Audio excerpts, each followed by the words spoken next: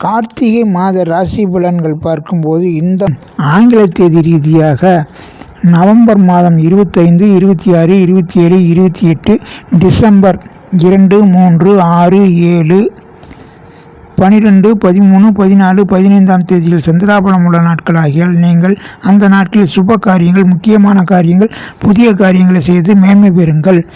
ரிஷபம் ராசிக்கு ராசிநாதன் சுக்கிரன் 6, 7ஆம் வீடுகளில் சஞ்சாரம் செய்தால் நீங்கள் நல்ல நாட்டும். ஆங்கில தேதி ரீதியாக உங்களுக்கு நவம்பர் மாதம் 18, 19, 20, 21, 28, 29, 30, டிசம்பர் மாதம் 4, 5, 8, 9ஆம் தேதியில் நீங்கள் நல்ல முயற்சிகள், சுப முயற்சிகள், புதிய காரியங்களை செய்தால் இனிதே நிறைவேறும்.